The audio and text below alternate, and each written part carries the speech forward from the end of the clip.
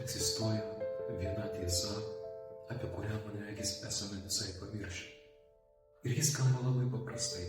Dievas tave labai myli. Jis tave sukūrė iš meilės, kaip skaitome psalmėje. Tu mane nuaudei mano motinos įsčiose. Ir jis laukia tavo atsako. Ar sugebėtum atsakyti, pavyzdžiui, kaip šventasis Augustinas į meilę? Dieve, sukūrei mane savo ir nerami bus manoji širdis, kol neatilsės tavyje. Kai Jėzus šventykloje pasidaręs iš virvučių rimbą, išvijo visus prekeivius, apvertė stalus ir išmetė monetas, jis parodė, kad Dievo namai turi būti vieta, kur karaliauja meilė, o ne interesas.